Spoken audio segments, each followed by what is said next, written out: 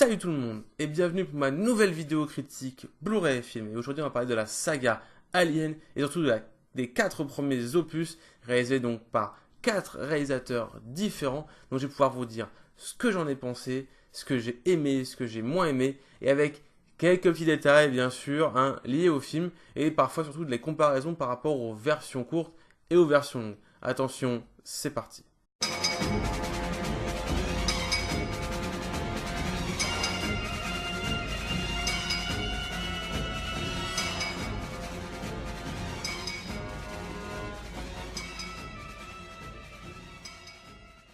Bon, donc avant de vous dire ce que je pense des films, on va les récapituler un par un. Et on va commencer par le premier, Alien 1, le 8e passager. Et donc je vais vous expliquer qu'est-ce qui se passe dans ce film.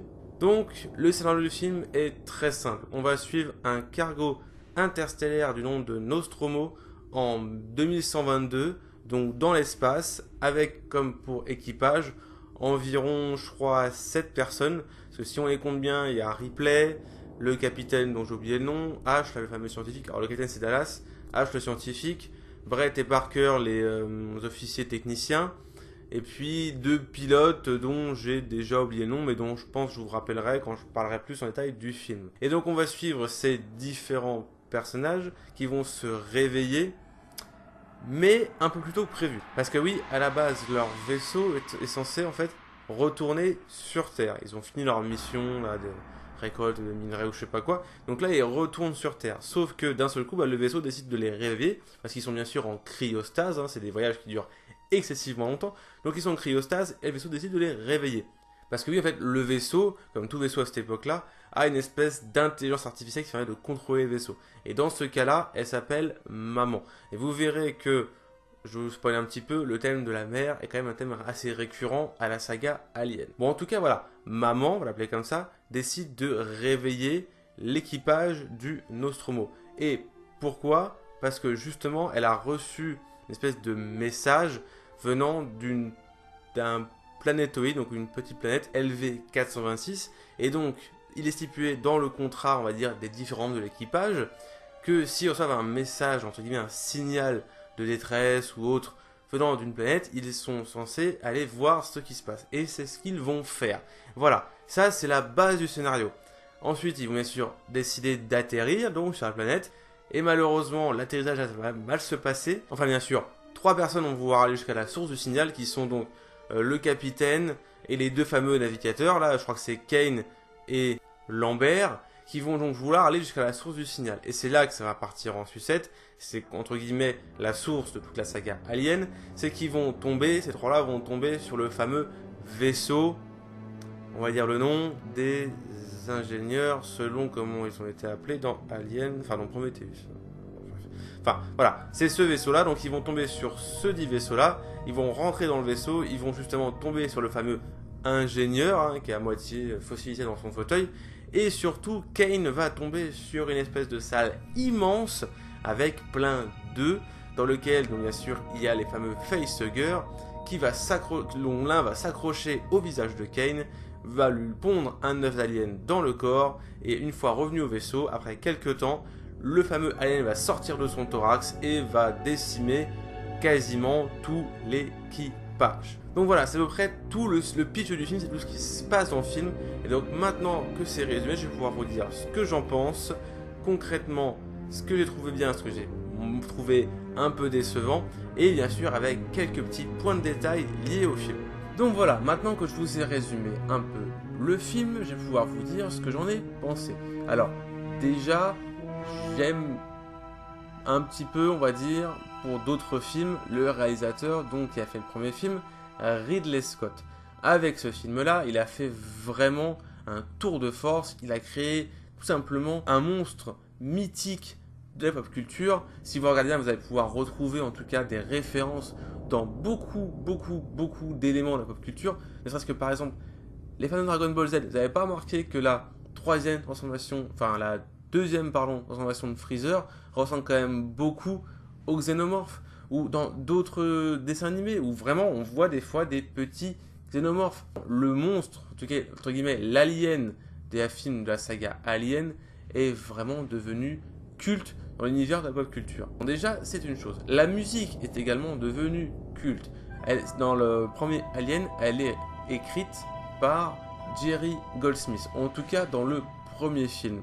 Et vraiment, c'est ce qui mettra une ambiance vraiment très pesante dans le premier film. Et c'est de toute façon le but recherché. C'est une espèce de huis clos, on se sent enfermé dans l'espace. Et déjà, c'est très compliqué à faire. Enfin, déjà, quand on est dans l'espace, on se sent enfermé. C'est ce qu'ils arrivent à faire dans quasiment tous les films où on est dans l'espace. Et puis, ne serait-ce que par rapport au vaisseau, le fameux Nostromo, qui est un vaisseau gigantesque quand on y regarde bien. Mais par contre, quand on voit les personnes à l'intérieur, on se sent très enfermé. Ce sont des petites salles, des petits couloirs. Le huis clos est très très bien réalisé. Et ça, à l'inverse de lorsqu'ils sont sur la planète. Vous allez voir, quand ils vont être sur LV426, ils vont appeler ça un planétoïde, donc une petite planète. Mais par contre, tout ce qu'ils vont pouvoir rencontrer là-bas va être sur des dimensions beaucoup plus importantes. Par exemple, ils vont tomber sur l'ingénieur, qui est un humanoïde nettement plus grand qu'eux, ou ne serait-ce que par rapport au vaisseau, qui est gigantesque. Et bien sûr, la salle des œufs, qui est énorme, mais même ne serait-ce que les œufs en eux-mêmes, qui sont énormes. Donc vraiment, il y a des contrastes au niveau des différentes dimensions utilisées dans ce film, qui met cette ambiance de huis clos, d'enfermement, même dans des environnements gigantesques. Bien sûr, il y a un jeu d'acteurs parmi tout ça, parce que quand même, le film est porté par juste 7 personnages. On va suivre 7 personnages qui vont avoir simplement une vie dans le vaisseau. Ils ont pas forcément un truc en plus. C'est 2 techniciens, un capitaine, 2 navigateurs, un scientifique et un commandant en second. Voilà, mais c'est tout, ils n'ont pas forcément un objectif de malade, ils rentrent juste chez eux. Donc on suit juste un groupe qui rentre chez eux, qui sont réveillés un peu plus tôt et qui vont devoir aller voir pourquoi ils ont reçu un signal. Mais point, ça s'arrête là. Et donc bien sûr, le jeu d'acteur est quand même très bien mis en avant dans ce film. Les acteurs, de toute façon, n'ont que ça pour se mettre en avant, c'est leur jeu d'acteur. Et donc effectivement, moi je trouve que personnellement, le jeu d'acteur est quand même très bon dans ce film. Malheureusement, certains personnages, pour moi, ne servent pas à grand chose. Bon, on va mettre Ripley de côté pour le moment, mais je trouve que certains personnages ne servent à rien. Par exemple, ne serait-ce que le capitaine, le fameux capitaine Dallas. Ce personnage-là ne sert pas forcément à grand chose dans le film. Il est juste là, entre guillemets, pour dire qu'il y a un capitaine, pour, on va dire, contredire les préconisations de Ripley. Donc genre pour montrer que Ripley c'est pas la chef, et puis pour mourir comme une grosse merde. Ce personnage là pour moi ne sert pas à grand chose. Et c'est un peu le cas également de la fameuse Lambert, la navigatrice, qui est juste là entre guillemets pour montrer que c'est une grosse conne, et pour mourir comme une grosse merde. Déjà 2 personnages qui pour moi ne servent à rien. L'officier scientifique, oui, sert à beaucoup de choses parce que, oui, par contre, on va spoiler dès le début. Donc, oui, l'officier scientifique sert à beaucoup de choses, hein, bien sûr, c'est le fameux H qui est en fait un androïde. Voilà. Donc, lui, il sert quand même un petit peu dans l'histoire. Mais encore, pas pour grand chose. Il sert juste, on va dire, au climax, hein, au pas vrai climax, mais au premier climax du film. Genre le retournement, genre hop, on voit, ah merde, c'est un androïde. Donc, on comprend un petit peu pourquoi il a voulu que l'alien soit effectivement rentre bien dans le vaisseau. On comprend que entre guillemets, le lien qu'a l'équipage avec la fameuse compagnie. Et c'est H, le fameux scientifique. Mais il ne sert pas forcément non plus à énormément de choses dans le film. Et même son retournement est même un peu tourné un peu bizarrement. Je trouvais ça un peu spécial. Et puis même le fait qu'il le découvre, bah, ça sert pas forcément à grand chose. Même quand ils veulent le ranimer pour qu'il lui explique des choses, bah, il sert à rien. Donc déjà, voilà, c'est un peu... On comprend vraiment que les personnages, entre guillemets, n'ont pas de vraie importance pendant le film. Après, bon, si on passe au personnage des techniciens, le fameux Brett, il est juste là pour acquiescer, et entre guillemets, c'est la première victime, pour montrer les capacités du fameux xénomorphe. Donc lui, c'est encore moins que les personnages du film. Après, il reste donc Parker et Ripley et Kane. Alors, Parker est un des personnages pour moi les plus intéressants après Ripley dans ce film. Parce qu'il va avoir un changement de comportement dans ce film qui est quand même assez intéressant. Au départ, c'est juste un technicien qui, entre guillemets, ne pense qu'à la thune. Il a envie de se faire payer, il a envie d'être payé, de rentrer chez lui, point barre. Et au fur et à mesure du film, il va devoir prendre des décisions par rapport à l'alien, et même les idées qu'il va pouvoir mettre en avant, qui ne seront jamais utilisées, sont franchement de très très très bonnes idées. Enfin, je sais pas, vraiment, écoutez, en fait, si vous voulez, dans ce film, les personnages qui vont être logiques, qui vont avoir un bon raisonnement, ne seront jamais écoutés, à part à la fin, où bien sûr, il ne restera plus que. Donc, le personnage ensuite de Kane, bah, c'est le personnage qui est là pour que l'alien soit là, en fait. Ce mec est débile. Je suis désolé. En plus, ils ont essayé un peu de reproduire ça dans Alien Covenant, mais carrément en pire. Le mec arrive dans un vaisseau qu'il ne connaît pas, il voit un champ de deux aliens, il voit qu'il y a une source, entre guillemets, enfin un élément biologique vivant dans l'œuf, l'œuf s'ouvre, et ce mec, même s'il a le scaphandre et tout, se fout à l'entrée de l'œuf pour regarder ce qu'il y a. Bien sûr qu'un truc va te sauter à la gueule. Alors, bien sûr, vous allez me dire, mais sans ça, il n'y aurait pas de film. D'accord, mais en même temps, le mec aurait très bien pu avoir peur, reculer, vraiment reculer, vouloir remonter, et en entendant, entre guillemets, le truc bouger à l'intérieur, se retourner pour voir ce qui se passait, bim, le facehugger aurait pu lui arriver à la gueule.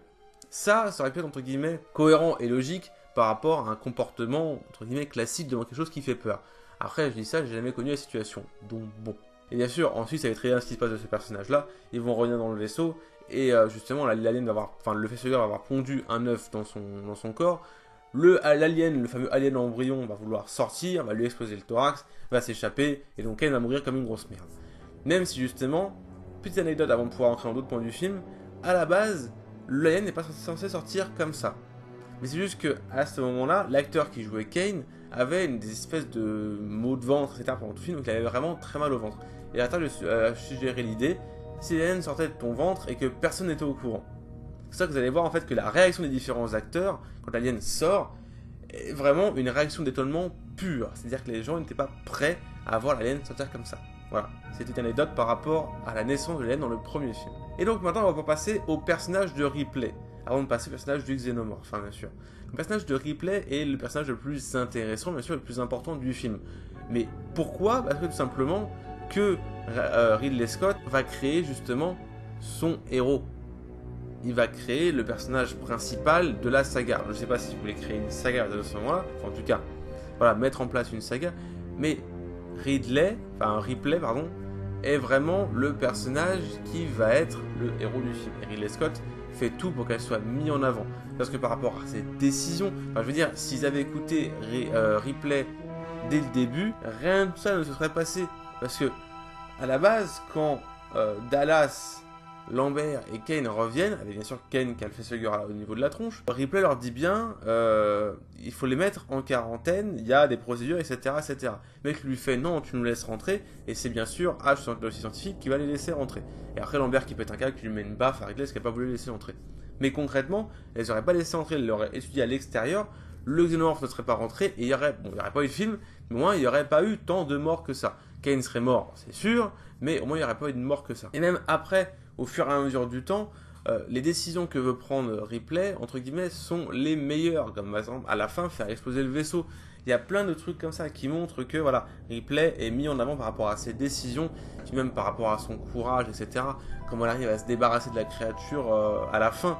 Enfin, justement, elle est dans son vaisseau, dans le petit vaisseau, elle est pris panique parce qu'elle voit que le Xénomorphe est avec elle, mais elle arrive à se camoufler, à rentrer dans la combinaison, et à se mettre à l'endroit où il faut et attendre que l'alien se rapproche d'elle pour pouvoir l'évacuer du vaisseau. Donc oui, Ripley est quand même un personnage qui est là pour être mis en avant et qu'on crée, on va dire, un héros, ou en tout cas un personnage principal. Et donc justement, le Xénomorphe à côté, qui va être donc montré la première fois dans ce film. D'ailleurs, c'est un peu dommage parce que je trouve que... Bon, ça, on en reviendra plus tard, au point où je trouve dommage. Mais... Donc il est fait pour être mis en avant également dans ce film, pour entre guillemets, être montré comme un grand méchant, mais un monstre entre guillemets qui ne peut pas être battu. C'est ça qui est important dans ce film. Le Xénomorphe ne peut pas être battu autrement qu'en étant balancé dans l'espace. Le feu le repousse, mais il ne peut pas être tué autrement. C'est ça qui est très intéressant à voir dans ce film-là. Vraiment, le Xénomorphe est une force de la nature et il tue ou il en fait un garde-manger. Il ne fait pas de quartier. Il ne dit pas je vais capturer le mec, je vais le mettre de côté. Enfin, si il fait ça, mais concrètement, c'est un garde-manger. Le mec a des espèces de bouts gélatine un peu partout, bref.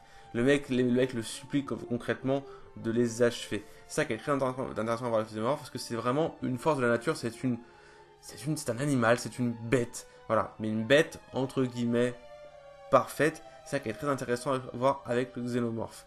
Et ce qui est intéressant également à voir avec le xénomorphe, c'est tout l'aspect, comme ça tout le monde le connaît, tout le monde le sait, c'est l'aspect du viol. Et c'est l'un des deux thèmes récurrents dans ces films-là. Je vous ai dit, il va y avoir le thème donc, de la mère et le thème du viol. Alors, déjà, on va pouvoir parler du thème du viol. Mais ça, c'est que par rapport à la tronche, je sais pas, de la bestiole, une espèce de créature phallique comme ça, là, avec un crâne phallique, une espèce de queue. D'ailleurs, même voir une scène du film où, au moment où il veut tuer Lambert, on voit la queue du xénomorphe qui passe sous ses jambes et qui remonte vers l'entrejambe de Lambert. Et au moment où justement elle arrive à l'entrejambe, on change de plan et Lambert crie. On a vraiment cette notion de viol, ne serait-ce que par rapport au facehugger qui agrippe le visage de sa victime pour lui enfoncer une espèce de tube comme ça pour pouvoir pondre l'œuf. C'est même ce que les ingénieurs, très phalliques, etc. C'est la créature a vraiment cette espèce de symbolisme du viol. Mais ça, bien sûr, je vous apprends rien. Enfin, pour ceux qui sont dans la saga, je vous apprends rien. Parce que c'est vraiment très très reconnu comme thème, justement, dans la saga Alien. Et comme autre thème récurrent, il y a donc le thème de la mer. Mais ça, ce sera dans chacun des films. Par exemple, dans le premier, le thème de la mer commence à être mis en avant par le nom de l'intelligence artificielle du Nostromo, qui s'appelle donc Maman. Donc, concrètement, j'adore comment ils ont fait pour créer le xénomorphe, j'adore la créature, j'aime beaucoup les personnages, même si concrètement il y en a qui servent à rien, j'aime beaucoup les décors et j'aime beaucoup la musique. Sauf que par contre, il y a quand même des points un peu que je trouve dommage par rapport à ce film-là, et c'est surtout basé par rapport au scénario. Parce que, faut être franc, il se passe pas grand-chose en fait dans ce film. Il se passe pas grand-chose, et ça dure longtemps, et en fait, ce qui montre qu'il ne se passe pas grand-chose, c'est le fait de revoir le film. Parce que si on revoit la première fois qu'on voit le film, oui, on est étonné. Si on connaît pas, on découvre la créature, on sait pas forcément à quoi elle ressemble. On découvre comment elle se, pas reproduit, mais voilà, comment elle est créée. On découvre comment elle est foutue. On a peur pour chacun des personnages, on sait pas qui va mourir, on sait pas comment, etc. Mais par contre, une fois qu'on a déjà vu le film et qu'on le revoit, c'est pas que c'est mou, mais putain, il se passe pas grand chose. Et c'est quand même un peu mou, il faut quand même l'avouer. Et c'est, on va dire, le seul bémol de ce film. Et pourtant, vous allez dire, oui, mais ça se trouve, tu vas revoir la même chose pour les autres films qui suivent.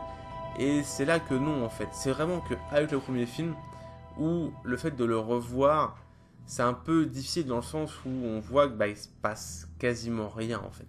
Et puis justement, dans le fait d'avoir un film un peu mou, il y a également un second point qui met ça en avant, c'est la version Director's Cut. C'est donc justement la version longue. Où, en gros, quand justement Ripley veut s'échapper du vaisseau, elle va tomber d'un moment sur une salle où elle va voir que Dallas, le capitaine qui a été entre guillemets tué par l'alien, est en fait retenu dans une espèce de salle avec justement, comme je vous dis, une espèce de miasme, il y en a qui l'a sur lui, et qui lui demande de la tuer. Sauf que le problème, c'est qu'à ce moment-là, Ripley veut quitter le vaisseau, elle est pressée, etc. Et le fait d'arriver dans cette salle, ça ne sert à rien. On voit Brett et Dallas, mais on sait très bien qu'ils sont morts ou qu'ils... Enfin voilà, pourquoi nous les remontrer dans le film alors qu'on sait très bien que voilà, le xénomorphe c'est pas de quartier, il fait pas de pitié, il en a rien à foutre, il est là pour tuer. Pourquoi nous les montrer? Ça ralentit le film et ça nous montre des personnages dont on a quasiment plus rien à foutre. Donc c'est ça que je trouve un peu également dommage dans ce film. Et bien sûr, il reste deux points à voir dans ce film, un point important et un point que j'aime beaucoup et un point que j'aime pas du tout. C'est entre guillemets deux éléments qui vont être la marque de fabrique de ce film, qui sont les humains sont débiles et il y a un climax de fin à chaque fin de film. Enfin, un truc intéressant à chaque fin de film. Et donc dans celui-là, concrètement, c'est que l'alien à la fin est dans le vaisseau de Ripley, avec elle. Donc on a l'impression que le film est fini, mais en fait non, boum, il se passe un truc et on se dit merde, putain, la vache, ah ouais d'accord. Et ça, on va le retrouver dans, quasiment tous les films. Alors, tant plus dans les versions longues que les versions courtes, enfin bref, on en reparlera quand on sera au niveau de tous les films. Et l'autre truc, comme je vous disais, c'est que les humains sont débiles. Ils ont des comportements idiots, ils n'ont pas de logique, sauf bien sûr le héros. Et ça, on va pouvoir le voir dans tous les films. Donc maintenant, on a fini de parler du premier Alien, maintenant on va parler du deuxième Alien. Aliens, le retour. Alors, avant bien sûr de pouvoir vous dire ce que j'en ai pensé, on va faire comme pour le premier, je vais vous résumer un petit peu, au moins vous parler du scénario du film. Donc, ce film-là se passe 57 ans après le premier. Parce que oui, Ripley a dérivé dans l'espace dans son espèce de petit vaisseau pendant 57 ans. Et est récupéré donc par un plus gros vaisseau qui va donc la ramener à la fameuse Weyland-Yutani, qui est la fameuse compagnie ultra connue dans la saga Alien. Elle va donc leur raconter son histoire, parce que concrètement, la compagnie a quand même perdu un énorme vaisseau dû justement à la dernière décision de Ripley qui était donc de faire exploser bien sûr le vaisseau pour pouvoir détruire l'alien, sauf que bien sûr elle l'a tué autrement. Mais voilà, il faut entre guillemets, qu'elle se justifie de ses actes. Bien sûr, la compagnie ne la croit pas du tout, en tout cas elle fait semblant de ne pas la croire, sauf que pendant ce temps-là, la fameuse compagnie a envoyé des colons, donc plein de familles, coloniser, donc terraformer la fameuse LV-426. Donc ça c'est ce qui s'est passé pendant son cryosommeil. Donc là en gros elle essaie de reprendre un petit peu sa vie dans la station, elle essaie un peu de voir ce qui s'est passé avec ses proches, sauf qu'il y a un mec bien sûr qui la suit un peu au quotidien, qui lui, d'un moment, va lui demander de revenir sur cette fameuse planète. Et la raison, c'est que justement, ils n'ont plus aucun contact avec LV-426. Sauf qu'elle ne veut pas du tout y retourner. Elle a fait des cauchemars toutes les nuits, elle n'a pas du tout envie d'y retourner. Sauf que voilà, il arrive à trouver un moyen, entre guillemets, pour la convaincre d'y aller. Sauf que là, elle n'ira pas bien sûr toute seule. Elle va y aller avec une équipe de Marines qui sont là, entre guillemets, pour faire le ménage, ou en tout cas trouver ce qui s'est passé et faire le ménage.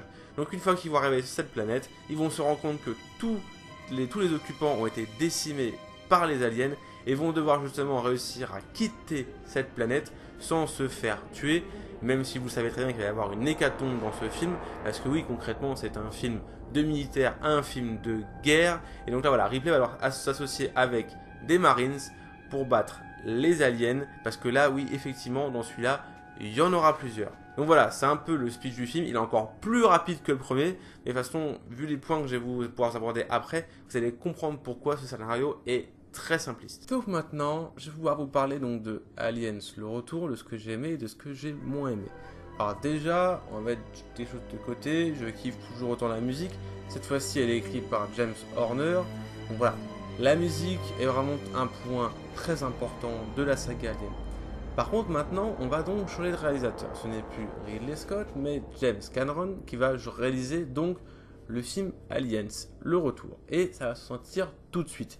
Ce n'est plus un film huis clos avec une créature dans un endroit confiné. On sait très bien que les quasiment tous les n'ont pas forcément réussir à s'en sortir. Là, on retourne donc sur LV-426 et on est accompagné avec Ripley et des Marines. Donc déjà, c'est un film de guerre. C'est un film d'action où les Marines vont se fighter contre les aliens. Point. Parce que oui, effectivement, il va y en avoir plusieurs des aliens dans ce film. Il ne va pas y en avoir qu'un seul. Il va y en avoir des centaines. Et c'est ça qui va complètement changer de ton par rapport au premier film.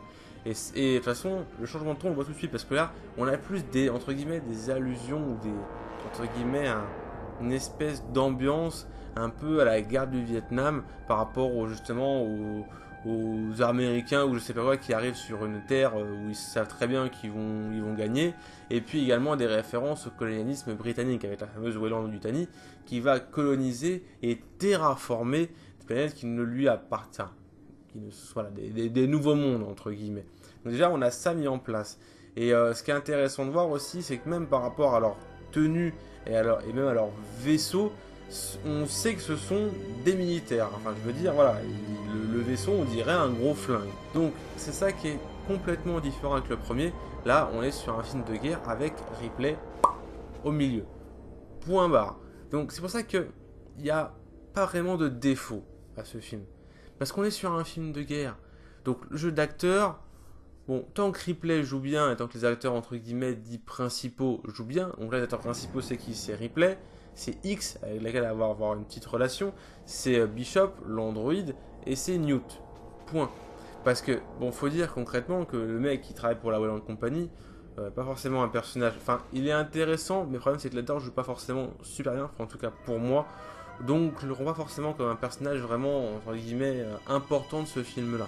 Non, pour moi, le personnage important, c'est Ripley, Newt, X, et justement Bishop. Alors Ripley, là, va être dans un état d'esprit complètement différent.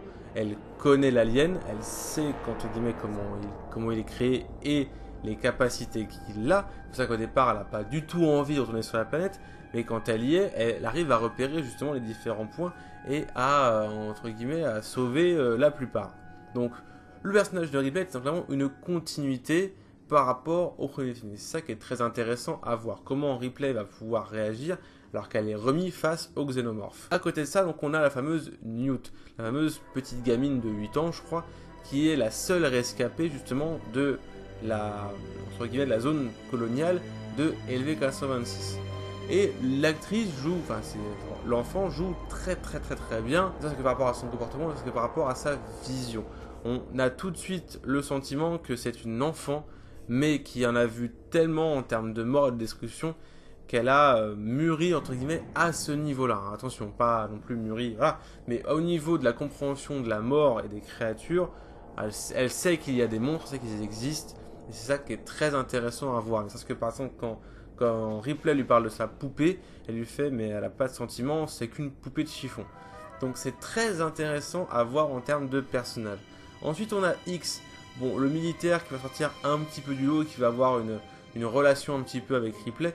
Donc c'est intéressant de voir que Ripley n'est pas juste une héroïne, une tueuse d'aliens et une mère, c'est également, entre guillemets, une femme qui peut avoir une relation. Surtout après, on va dire, 57 ans de cryostase. Elle n'est pas insensible au charme de X. Donc je disais qu'effectivement, Ripley est associée à la mère, parce que oui, encore dans ce film-là, il y a 2 points qui vont se rassocier à ça. Parce qu'en fait, dans la version longue, on apprend que Ripley avait une fille, mais bien sûr qui est décédée.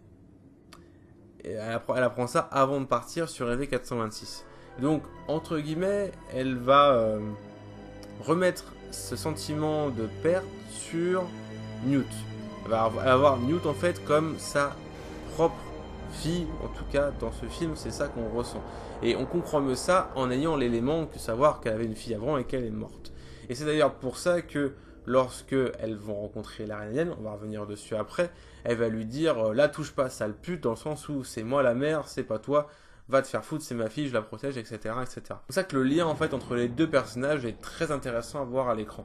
Et ensuite, le 4e personnage qui est très intéressant, c'est donc Bishop, le fameux androïde. Et justement, au départ, quand Ripley voit qu'un androïde est avec eux dans le vaisseau et va aller avec eux sur LV-426, elle est affolée. Elle fait mais pourquoi il y a un androïde ici? C'est un androïde qui a foutu la merde dans le premier film, etc. Donc elle n'a pas forcément envie d'avoir de connexion avec lui.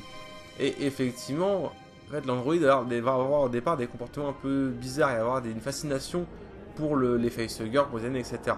On va se rendre compte qu'il est complètement différent et qu'il va justement risquer sa vie d'android pour sauver Newt ou Ripley, etc. Donc c'est très intéressant également à voir comme personnage et les acteurs jouent toujours très bien. En tout cas, les personnages principaux. Ensuite, l'histoire, oui, est très simpliste. Ils arrivent sur la planète, ils se rencontrent des aliens, il y en a beaucoup qui meurent et le problème c'est qu'ils n'arrivent pas forcément à s'échapper comme ils veulent, comme ils peuvent. Et donc, ils vont devoir essayer de trouver un moyen de s'enfuir. Et bien sûr, ils vont mourir les uns après les autres avec des aliens qui vont leur arriver sur la tronche. Donc ça, le scénario est très simple. Faut pas critiquer. Bon, moi, je ne critique pas le film par rapport à ce scénario parce que le scénario est simple. C'est un film avec des militaires et des aliens. Je cherche à aller trop loin dans la compréhension et vraiment dans la réflexion par rapport à ce film. C'est pour ça que c'est. Alors, ce n'est pas mon préféré. Mais, je vais vous le dire, c'est le second en termes de préférence des films aliens. Alors bien sûr, il y a des points que j'aime bien et des points que j'aime moins. Alors on va dire on va passer tout de suite sur les points que j'aime moins, parce qu'il n'y en a pas. Enfin, je veux dire, à part le fait que c'est un film très simpliste et que voilà, on n'a pas forcément besoin non plus de trop réfléchir devant ce film-là, j'aime bien voir Aliens le retour. Passe un bon moment, c'est un bon divertissement. C'est un peu un film de guerre à la Predator ou autre si vous voulez. Donc j'ai pas forcément de points négatifs à lui attribuer à ce film-là. Et en point positif, le fait de revoir Ripley se battre contre les xénomorphes et surtout de découvrir cette bestiole-là, la reine alien, mais laisse tomber, je kiffe ce film. Ça rapporte encore des nouveaux éléments dans la mythologie de l'alien, du xénomorphe. Donc pour moi, ce film est très intéressant à voir. Et ça, c'est que par rapport, donc justement, comme je vous dis, bon, l'aspect du diable est toujours là, l'aspect de la mer encore plus, parce que là, on a Newt qui justement est pris sous l'aile de Ripley, qui la considère comme sa propre fille, et à côté, on a la reine alien qui, justement, qui défend ses enfants, mais on a une reine, une mère alien. Vraiment, donc la notion de mère est quand même très importante dans ce film-là. Et ça, c'est que par rapport au climax de fin, alors je sais plus s'il est présent, la scène est présente dans la version normale du film, mais on apprend qu'il y a deux œufs, il me semble, deux xénomorphes, enfin deux œufs de facehugger, dans le vaisseau dans lequel s'échappent Newt, Ripley, X et Bishop. Donc on sait très bien que dans le film qui va suivre, eh ben, ces fameux facehuggers vont éclore et vont foutre la merde. Donc maintenant on va pouvoir parler du troisième film, Alien Cube ou Alien 3, comme vous voulez. Voilà, chacun décide un peu comment est-ce qu'il l'appelle, mais je vais donc vous expliquer un petit peu ce qui se passe déjà dans ce film. Alors, c'est une suite encore plus directe que le 2 par rapport au 1. Là, c'est la même année, ça se passe vraiment juste à la fin. Donc, effectivement, quand Ripley, Newt, X et l'androïde Bishop arrivent à s'échapper justement de la fameuse LV-426, où ils ont dû affronter en dernier ennemi la fameuse reine alien, découverte justement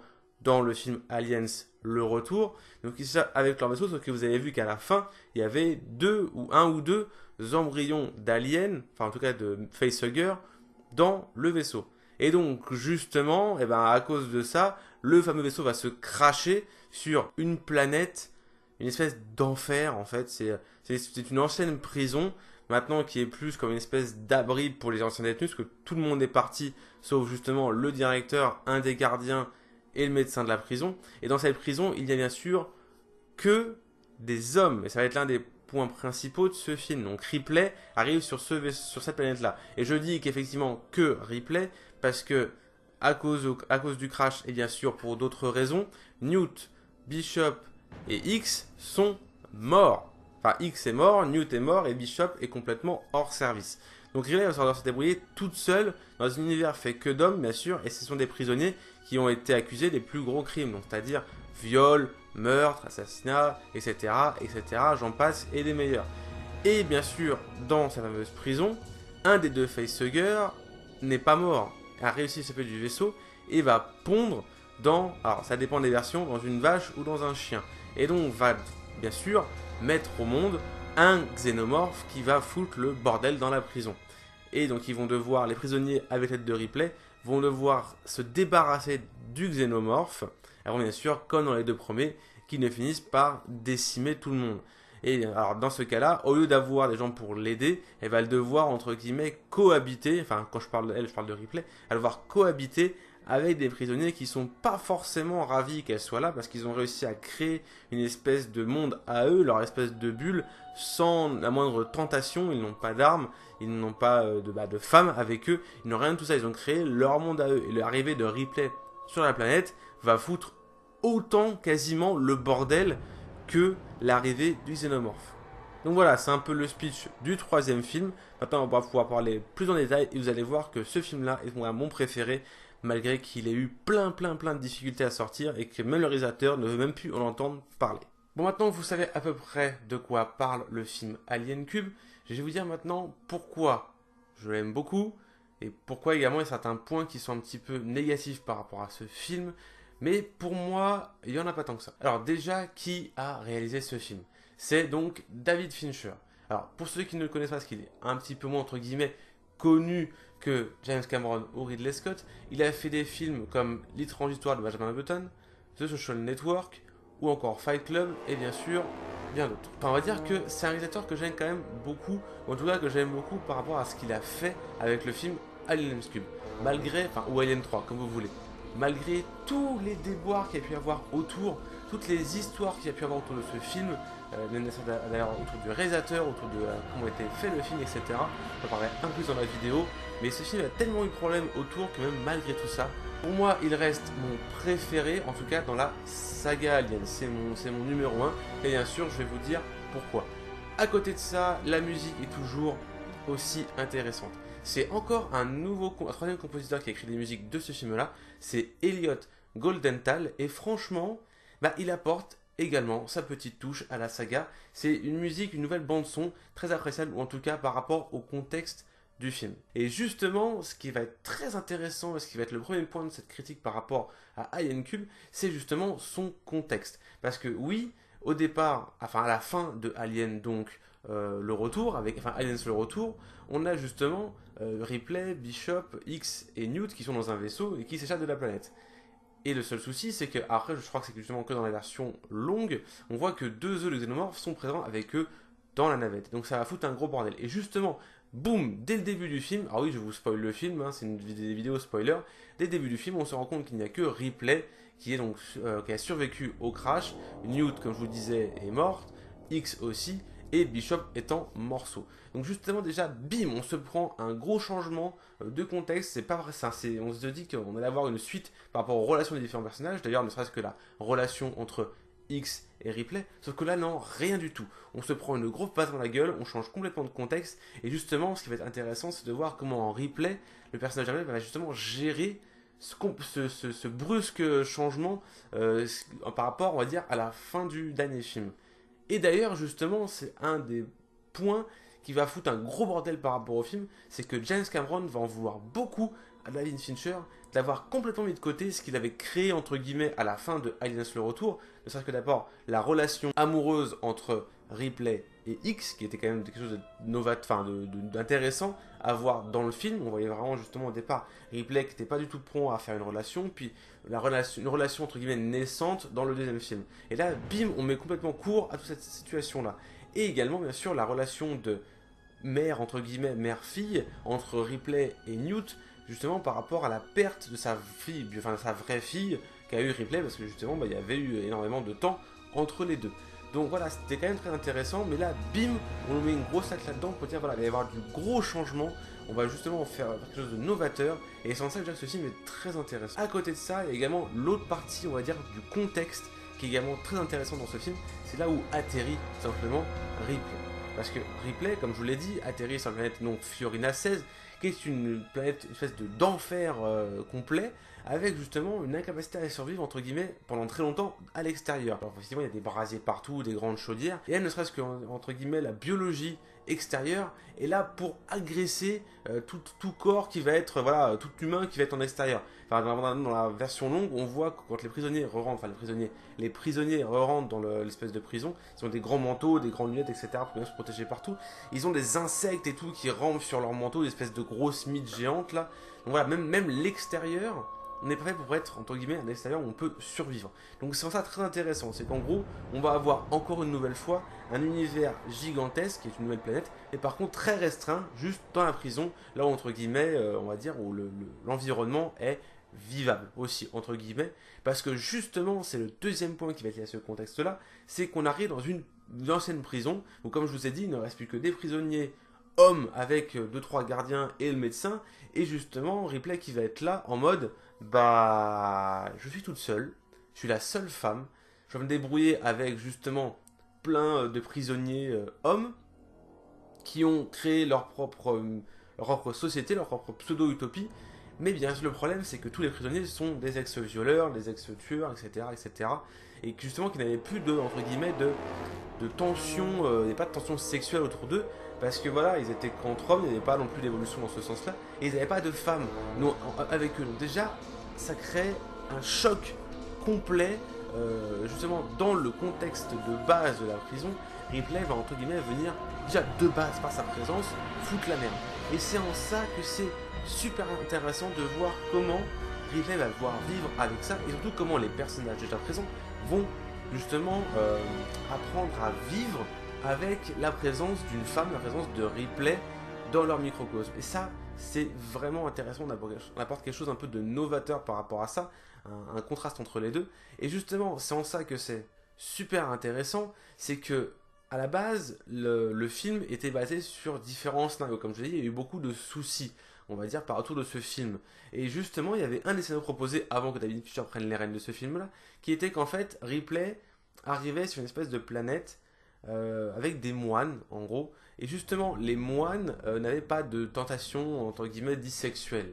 Et justement, ils ont réalisé ce scénario-là, au lieu de changer, de le faire sur des moines etc., etc., qui avaient leur utopie à eux. Ce sont des prisonniers qui ont créé au sein de leur communauté une espèce de pseudo-religion avec justement à leur tête un personnage très intéressant dont on parlera après. Et voilà, c'est la comparaison entre les deux. Enfin, ils ont réussi ce scénario pour créer celui-là dans Aliens Cube et qui est vraiment très intéressant. Alors oui, il fait beaucoup parler justement parce qu'il y a quand même beaucoup de points en plus de ceux qui existaient déjà, beaucoup de points qui sont rajoutés dans ce film-là. Justement, au départ, on avait toute l'apologie du viol, etc., etc.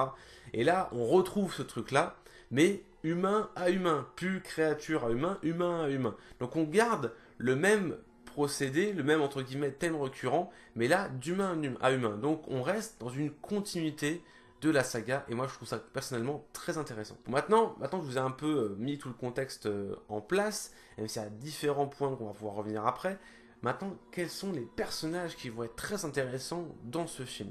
Alors bien sûr on va avoir Ripley, comme toujours on va découvrir une nouvelle facette du personnage, on va avoir le fameux médecin, infirmier, ancien tolard, enfin bref, avec tout un univers derrière très intéressant aussi, Clemens, joué par l'acteur qui va nous jouer le Tywin Lannister dans la série Game of Thrones.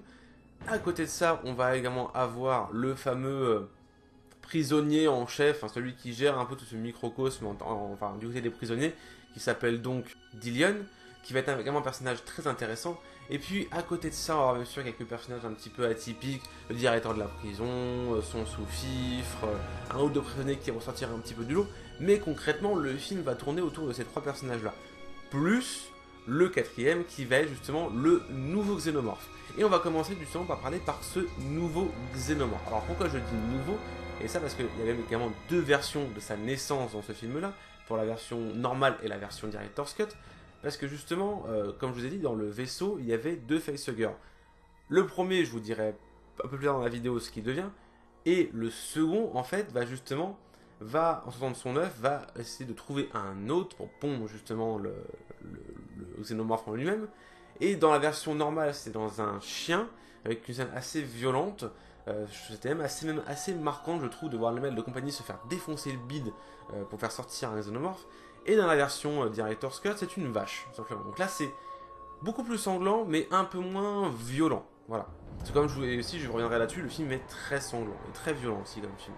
Et donc justement, la créature, le fameux xénomorphe, va sortir d'un des deux bestiaux, mais en tout cas, ce sont des quadrupèdes. Et là, on va voir qu'en fait, que l'organisme du xénomorphe va s'adapter à ce fameux hôte. Donc là, le xénomorphe va être simplement quadrupède. Il va plus être bipède comme dans le premier. Le deuxième, je sais plus s'ils sont un peu enfin je crois qu'ils sont vraiment techniquement beaucoup plus bipèdes que quadrupèdes. Donc là on va découvrir un nouveau xénomorphe, mais ne serait-ce qu'il va être différent par rapport à justement sa morphologie, il va être quadrupède, mais également par rapport à son instinct. Ça va être une vraie bête assoiffée de sang qui va décimer tous les prisonniers, enfin justement tous les prisonniers qui sont dans la prison, et de manière très sanglante. Ça va vraiment être une espèce de chasseur. On va voir un xénomorphe, lui il va être tout seul effectivement, on va avoir un xénomorphe différent dans son état d'esprit que le xénomorphe du premier film.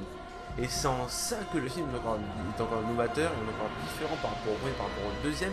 Et c'est en ça que j'aime beaucoup ce film-là. De toute façon, pour ceux qui me suivent, vous me connaissez, j'aime également les slasher movies. Hein, comme vous avez dit, je suis un grand fan de la série Saw. Et là, en fait, j'ai l'impression d'avoir un film d'horreur, survival horror, slasher movie. Dans le sens où, voilà, le bestiole est là, et elle va les décimer un par un. Un peu comme dans le deuxième, un peu comme dans le premier, mais c'est différent. Là, on avait vraiment l'ambiance horreur. Et de toute façon, ça, c'est que les décors de la prison vont accentuer ce procédé-là. Ça va vraiment être un truc de ouf de voir la créature évoluer dans la prison et les décimer les uns après les autres. Et bien sûr, ne serait-ce que savoir comment les prisonniers vont s'en sortir pour détruire la créature. Donc ça, c'est le premier point, entre guillemets, le premier personnage qui est vraiment très intéressant dans le film, c'est le xénomorphe. Bien sûr, à côté de ça, Ripley est toujours aussi intéressante à voir dans ce film par rapport à son évolution de comportement, de caractère, même ne serait-ce que sa façon de voir la vie en elle-même.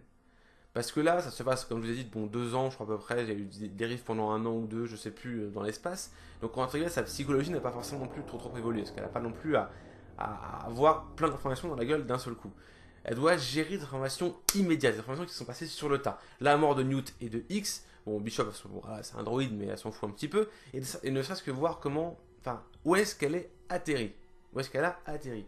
Et de voir la cohabitation entre les deux, c'est très intéressant parce qu'en fait, elle s'en bat les couilles. Elle a tellement vécu de choses dures. Enfin, elle est plus centrée sur, entre guillemets, pourquoi ses potes sont morts, pourquoi ses amis sont morts. Et l'autre point, c'est, elle sait qu'il y a des facehuggers avec elle dans le vaisseau, et elle veut savoir où est-ce qu'ils sont et ce qu'ils sont devenus. Et déjà, pendant tout début du film, elle va être stressée par ça. Dès qu'elle va savoir où est-ce que, enfin, d'où est-ce qu'il vient, elle va se dire putain, maintenant, il faut qu'on arrive à s'en sortir parce que je sais concrètement ce qui va se passer. Et voilà, elle est très terre à terre. Elle sait ce qui va se passer. Et donc, elle veut s'en sortir. Elle veut essayer d'en sauver le maximum, mais elle sait très bien qu'entre guillemets, il y en a plein qui vont y passer. Et ça, on le voit très bien, ne serait-ce que par rapport à la relation qu'elle a avec le fameux directeur, entre guillemets.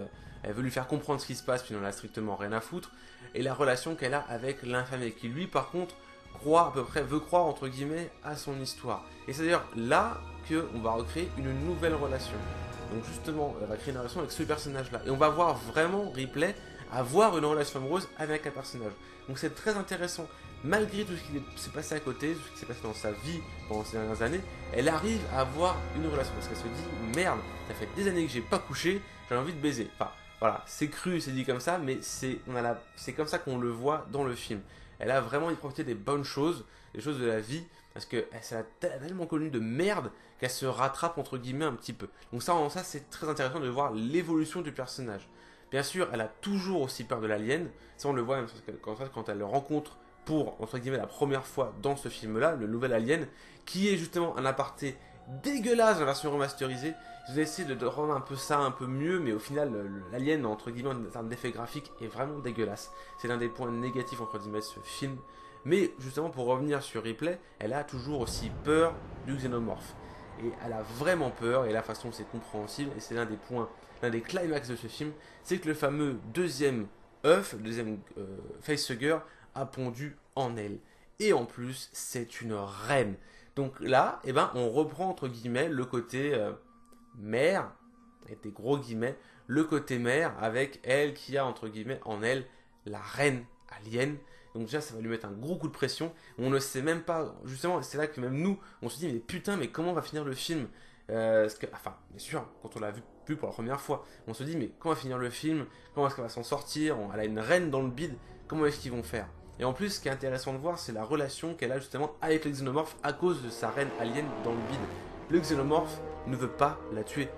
C'est ça qui est hyper intéressant de voir un peu comment le xénomorphe sait qu'il y a reine alien dans le bide de Ripley, et donc justement il ne peut pas la tuer, etc. C'est des nouvelles choses très intéressantes à voir à l'écran. L'interaction entre la bête et l'humain, les humains entre eux, Ripley avec les autres, Ripley qui sait très bien ce qui se passe, qui veut leur faire comprendre. Et côté ça qu'on a tellement plus rien à foutre, qu'elle a un comportement complètement différent, c'est très intéressant à voir. Et puis à côté de ça, on a deux personnages pour moi qui vont sortir un petit peu du lot, comme je vous ai dit. Le fameux Clemens, l'infirmier là, qui est justement qui apporte également une nouvelle chose. Lui, pareil, on apprend que son background est un peu plus compliqué que ce qu'il paraît.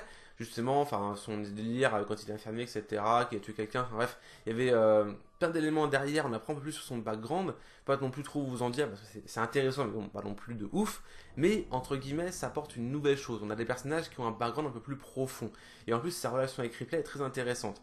Et, gros spoil, le fait en plus qu'il se fasse tuer pendant le film, rapporte également un nouveau choc à Ripley et un nouveau choc dans le film.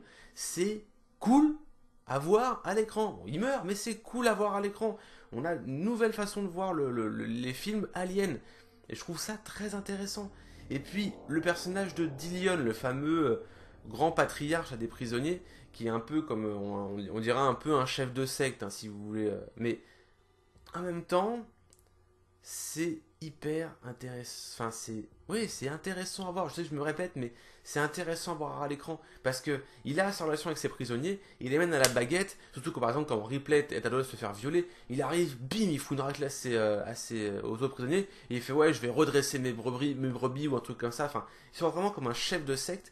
Et puis la relation qu'il a avec Ripley, il sait très bien que Ripley peut les aider à se débarrasser de la créature. Donc même quand Ripley apprend qu'elle a la reine Hélène en elle et qu'entre guillemets elle va se suicider, elle lui demande tue-moi, moi j'y arriverai pas. Et le mec, juste au dernier moment, il dit ouais je vais te buter, et au final, eh ben non, parce qu'il sait qu'entre guillemets elle est la seule qui peut les sortir de la merde. Et les personnages, la relation entre les personnages va même évoluer jusqu'au dernier moment, dans le sens où quand ils vont vouloir tuer l'alien, et ben le fameux Dillion va se suicider, va se sacrifier pour, entre guillemets, se débarrasser du xénomorphe et permettre à un de ses potes prisonniers et à Ripley de se barrer. Et en ça, ce personnage-là est vraiment très intéressant à voir.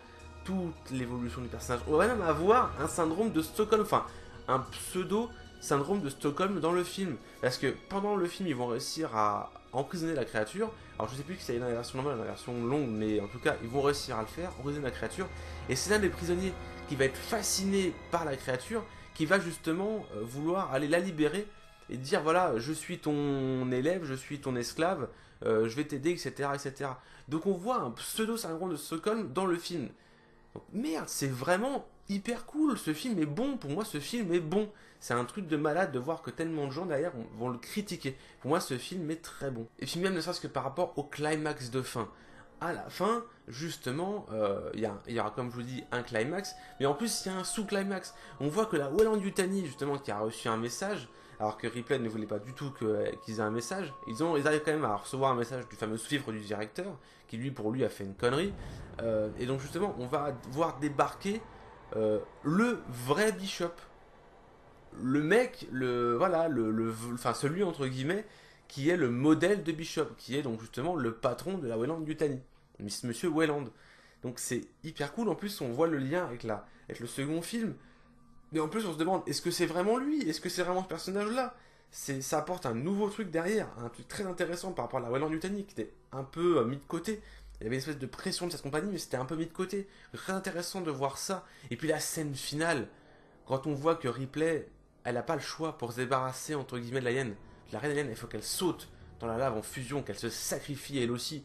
Mais cette fin est magistrale, de voir que Ripley saute dans la lave. Alors par contre, j'apprécie moins la version longue dans cette partie-là, parce que au lieu de sauter et de voir l'alien qui sort de son ventre, et qu'elle le stoppe comme ça, puis qu'elle chute dans la lave, là, elle chute juste. Voilà, elle saute juste dans la lave. C'est un peu une différence entre les deux films que j'apprécie moins, entre guillemets. Mais pour moi, vraiment, Alien Cube, ou Alien Cube ou Alien 3 est vraiment un très beau film. C'est vraiment partie de la saga qui apporte vraiment quelque chose de nouveau.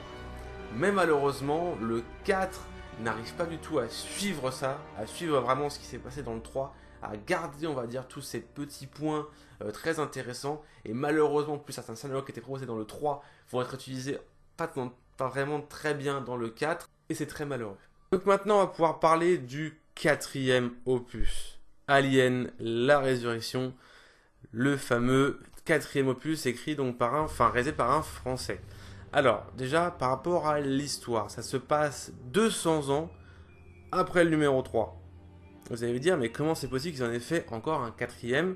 Et oui, avec Ripley. Parce que, justement, ils ont réussi avec, je sais pas comment, bref, avec le fameux génétique, etc., recréer un clone de Ripley. Avec la reine alien en elle. Donc bon, on peut rentrer dans les détails. Donc ils ont réussi à créer ce fameux clone de Ripley. Donc elle a un peu, elle a encore des souvenirs de ce qui s'est passé avant, mais maintenant elle a des espèces de super pouvoirs, un peu, en gros, elle a un peu les mêmes pouvoirs que justement un xénomorphe, les mêmes capacités qu'un xénomorphe, jusqu'à son sang, qui est devenu également, qui a les mêmes propriétés que les sangs des xénomorphes, le sang des xénomorphes. Et dans tout le film, elle s'est passée bien sûr dans une espèce de vaisseau, là où justement ils font les expériences, ils ont fait les expériences pour ramener Ripley, et ils continuent à faire des expériences sur les fameux aliens. C'est encore l'espèce de compagnie qui a évolué, qui est devenue autre chose, etc. Mais ils ont toujours pour but d'étudier le fameux xénomorphe. Et dans ce vaisseau-là, il va y avoir une espèce d'équipe de contrebandiers qui va venir justement dans ce vaisseau pour des raisons X ou Y. On apprendra ça beaucoup plus tard, enfin pas beaucoup plus tard, mais on va voir ça dans le film. Ils viennent sur ce vaisseau, ils vont rencontrer Ripley, les aliens vont finir par s'échapper, et en gros le but du film est de s'échapper du vaisseau. Oui, le scénario de ce film est encore plus simple que tous les films de la saga Alien. Faut pas chercher à comprendre. Les films Alien n'ont pas un scénario de malade. Et vous allez voir qu'avec celui-là, bah, c'est encore une autre démonstration que oui, il faut pas non plus chercher à avoir des scénarios hyper à rallonge, hyper longs, avec énormément d'embranchements partout, etc. Et bon, maintenant on va pouvoir parler donc du film Alien, la résurrection. Bon, maintenant on va pouvoir parler, alors, je vais vous le dire de façon très brève, d'Aliens, la résurrection. Enfin, d'Alien, la résurrection. Parce que déjà, bon, il est réalisé par un bon réalisateur, Jean-Pierre Jeunet, il n'y a pas de souci, il a réalisé comme des films comme par exemple le fameux dessin d'Amélie Poulain. D'accord, mais là avec ce film-là, c'est vraiment quand même très très limite. En plus, même John Frizzell qui a fait la musique, les musiques sont pas mémorables. Donc déjà, il y a un gros souci par rapport à ça. Déjà, c'est pas par rapport à la réalisation, mais par rapport à la musique. Ensuite, le scénario n'est pas ouf.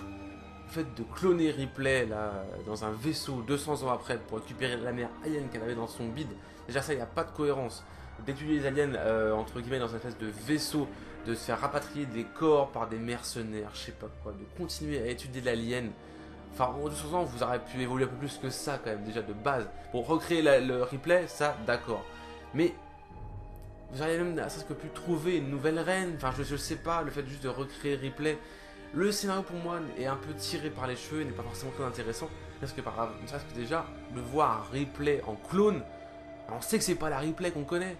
On s'attache un petit peu au personnage, mais vraiment très très très vite fait. Même ne serait-ce que de voir les acteurs. Alors, les acteurs, certains pouvaient être très intéressants, comme par exemple Dominique Pinon, le personnage, enfin l'acteur Ron Perlman, ou par exemple Gary Dourdan. On se dit, ça peut être des acteurs intéressants, le film peut être sympa. Et même les personnages, là, je vais faire un trait sur tous les mercenaires, les scientifiques, ou même les mecs les militaires dans le vaisseau. Tous les personnages sont creux et ont un background quasi inexistant. C'est un truc de malade. Le seul personnage qu'on pourrait avoir un background intéressant, c'est Cole, la fameuse androïde. Mais concrètement, elle ne sert strictement à que dalle. Elle est là pour tuer Ripley ou je sais pas quoi. Enfin bref, c'est une histoire un peu alambiquée derrière tout ça. Mais même son personnage n'est pas intéressant. Elle aurait pu crever pendant le film, j'en avais strictement rien à branler. Et j'en ai strictement rien à branler de Ripley. Maintenant qu'elle a l'espèce de capacité de xénomorphe, d'instinct, de force, elle a du sang acide ou je sais pas quoi, nanana. C'est pas... Non, c'est pas intéressant. Pour moi, Alien la Résurrection n'est pas un film intéressant. C'est un bon divertissement, voilà. C'est pas un bon Alien, pour moi c'est l'un des plus mauvais. Sans compter Prometheus et Alien Covenant, mais ça on y reviendra dans une autre vidéo. Mais en tout cas, dans la première saga Alien, pour moi c'est c'est le plus mauvais. Alors c'est mon avis, attention, je ne critique pas ceux qui aiment ce film-là, on peut très bien l'aimer, et moi je n'aime pas vraiment, Alien la Résurrection. Pour moi c'est un bon film de série B, un bon divertissement de série B avec un monstre, des scientifiques, nanana. Mais je trouve qu'il ne rend pas hommage à la saga, et surtout par rapport à comment finissait le troisième, ils auraient pu faire autre chose. Ils auraient pu rendre ça... même s'arrêter au troisième. Éventuellement s'arrêter au troisième. Ou faire une espèce d'histoire justement sur la Weyland Yutani, etc. Avec... je sais pas, créer autre chose. Créer quelque chose de beaucoup plus intéressant que créer un clone de Ripley. Alors je comprends peut-être qu'effectivement les spectateurs voulaient revoir Ripley. Donc la seule solution c'est de créer son clone. Mais c'est... Pour moi ça marche pas. Ne serait-ce que par rapport à comment c'est tourné, la fameuse scène où Ripley voit ces espèces de clones là, des scènes assez dérangeantes. C'est... Non. En plus, je veux dire, le fait de cramer des espèces de grosses bonbonnes là, des espèces d'aquarium, ça les explose pas. Je suis désolé, il y a même des soucis au niveau cohérence dans ce film là. On va revenir sur d'autres soucis, mais je après.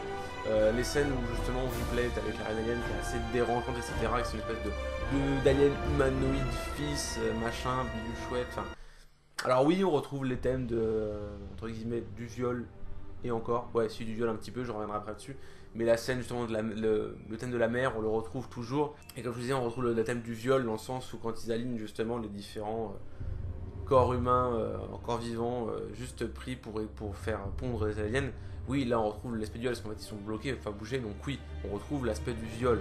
Mais d'ailleurs même ça, cette scène-là, pour moi, pouvait être intéressante, mais d'en faire qu'il y en ait un qui survive, garde son œuf pendant toute la durée du film, alors que tous ses potes à côté ont eu l'œuf en même temps dans la bouche, euh, on crée l'alien, enfin on ressort l'alien au bout de quelques minutes, enfin au bout de quelques heures, je sais plus, mais en tout cas, lui arrive à tenir son alien jusqu'à la fin du film. Il n'y a pas de cohérence. La cohérence, c'est ce que par rapport à un moment il y a Cole qui tombe dans l'eau, je sais pas quoi, puis elle arrive à ouvrir la porte à un autre étage. Alors, on se dit mais comment c'est possible? Le fameux personnage joué par Gary Roland, je sais pas quoi, là, qui tombe dans la flotte parce que il s'est pris un peu d'acide sur le visage. Vraiment, t'es pas censé mourir avec tout ça. Enfin, il y a un problème de, il y a un problème de logique. Après, peut-être que je me souviens pas de tout, mais pour moi il y a un problème de cohérence à ce moment-là. Donc quand justement Cole pirate entre guillemets le vaisseau, puis dit ouais, à tous les aliens, il y a le chef scientifique qui est à tel niveau du vaisseau, mais ils t'entendent pas, ils te comprennent pas, on s'en bat les couilles de ce truc-là. Enfin, il y a beaucoup de problèmes avec ce film. Je peux comprendre que certaines personnes l'apprécient, mais pour moi ce film a beaucoup de problèmes, et j'en parle pas là forcément plus parce que sinon je vais continuer de le descendre, mais ça sert pas forcément à grand chose de se retourner sur un film. Voilà, ce film est creux, le scénario est pas profond, c'est un divertissement de série B avec des monstres. Voilà, concrètement, je vais vous dire un peu comme ça. Même le climax de fin, parce que oui, il y en a quand même un, effectivement, le fils humanoïde alien de Ripley là, arrive à revenir sur le vaisseau avec eux, et donc bien sûr, il en tue un ou deux, et puis voilà, ils arrivent à le tuer l'alien d'une façon en plus très gaguesque, personnellement, je trouve. Donc le climax est un peu bidon. En plus, dans la version normale, ils arrivent sur la Terre, bon, voilà, c'est éclairé, la lumière, etc. Le film finit comme ça, ils retournent sur Terre, bon. Ça peut être intéressant, ça fait une bonne fin par rapport à l'ensemble de la saga. Ils retournent sur Terre, c'était entre guillemets leur premier objectif. Ripley arrive sur Terre, même ça on s'en bat les couilles parce que concrètement, Ripley c'est plus la Ripley qu'on connaissait, c'est un clone. Donc devoir qu'elle retourne sur Terre, ouais c'est bien, mais concrètement c'est pas forcément hyper intéressant, ou en tout cas aussi marquant qu'entre guillemets si ça avait été la vraie Ripley.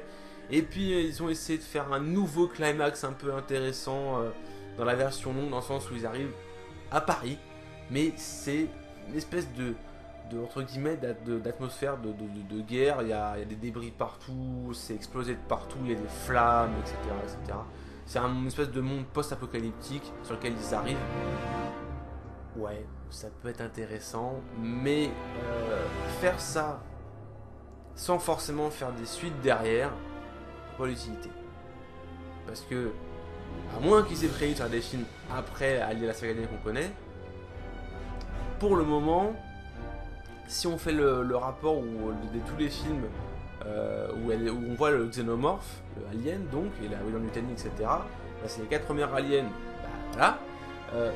L'alien versus Predator qui se passent tous à notre époque, déjà, cohérence avec Prometheus, voilà. Et même si bon, ils ont dit ouais, que ça pouvait être un truc alternatif, bref, j'en ai marre, moi, des univers alternatifs, ça commence à me gonfler pour excuser des bourdes aussi dans les films.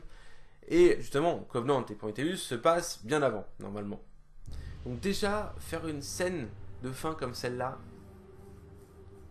pour moi je trouve que c'est pas intéressant, malheureusement. Donc voilà, alors oui, j'étais très rapide sur Alien la Résurrection parce que, pour moi, j'ai pas grand chose à en dire. Juste que je n'apprécie pas forcément beaucoup ce film. Comme je vous ai dit, donc je classe tout simplement la saga Alien comme ça. Alien Cube, Alien ce retour, Alien le 8e passager et Alien la résurrection. Voilà. C'est comme ça à peu près que je ressens cette saga qui est très intéressante. Hein. Je les ai tous regardés en VO, qui est très intéressante par rapport au jeu d'acteur. Ah oui, de fait, le jeu d'acteur pareil dans Alien la résurrection est pourri hein, aussi. Hein. Je vais faire juste petite parenthèse. Donc voilà, la saga Alien est très intéressante. On a mis en place un monstre très intéressant qui est donc le xénomorphe, qui est le prédateur pur. C'est vraiment le prédateur parfait, qui est très intéressant à voir parce que par rapport à son évolution dans les différents films. Même le dernier, voilà, c'est des petites choses nouvelles, mais voilà, il y a quand même une évolution. Et ne serait-ce que de suivre un personnage donc, qui est Ripley du début jusqu'à la fin, même si dans le cas, vous savez ce que j'en pense, est très intéressant à voir aussi. Franchement, je remercie vraiment quand même Ridley Scott d'avoir lancé cette saga, d'avoir créé cette saga, d'avoir créé ce personnage, ce monstre qui lui est associé. C'est vraiment très intéressant d'avoir mis tous ces petits points qui ressortent dans toute la saga, qui sont vraiment récurrents à toute la saga, donc vraiment merci. Mais par contre, je vais pas forcément te remercier pour les sagas Alien Covenant et Prometheus, mais ça on en reviendra après, parce que maintenant que j'ai fait la première saga Alien, la prochaine vidéo fil rouge de cette saga sera donc sur les 3 Predators. Voilà, je vous dis tout de suite, les 3 Predators, puis ensuite les Alien vs Predators, et ensuite les derniers Aliens, pour pouvoir vraiment parler de ce qui est récent en dernière vidéo. Donc voilà, c'est surtout pour ma critique sur les 4 premiers films de la saga Alien et Predator. J'espère que vous avez aimé cette vidéo. Si vous avez aimé, n'hésitez pas à liker. Bien sûr, si vous n'avez pas aimé, n'hésitez pas également à disliker. Mais s'il vous plaît, dislikez avec un commentaire. Soyez constructif, s'il vous plaît. J'aimerais vraiment, en fait, justement, pouvoir évoluer avec ma chaîne, avec mes vidéos. Et pour ce faire, les dislikes, c'est bien. Ça, voilà, vous éprouvez votre mécontentement. Mais dites-moi derrière, pourquoi là, en ce moment, sur des vidéos sur le Jigsaw, j'arrive justement à avoir des réactions. Des gens qui me disent, ouais, fais plus ci, fais plus ça, nanana, des petits conseils, des petites remarques. Bon, certains qui sont peut-être un petit peu crus, mais j'arrive quand même à ressortir certains conseils qui peuvent être constructifs et intéressants. Donc, si vous dislikez la vidéo, mettez des commentaires. Et bien sûr, vous pouvez mettre des commentaires aussi si vous likez la vidéo. Je vous encourage très fortement. Je vous encourage également à partager cette vidéo avec vos amis, etc. Histoire de ça, de partager avec des personnes qui pourraient aimer ce genre de contenu. Et bien sûr, n'hésitez pas également à vous abonner, ça me ferait super plaisir. Et déjà, je vais pouvoir en profiter pour également remercier les différentes personnes qui sont abonnées à ma chaîne. On est à peu près 173 déjà, ça a bien évolué. J'ai beaucoup de vues sur ma dernière vidéo, ça me fait super plaisir. Donc voilà, c'était mon petit message de remerciement pour tous mes abonnés. Et je vous dis à une prochaine pour une nouvelle vidéo. A plus tout le monde.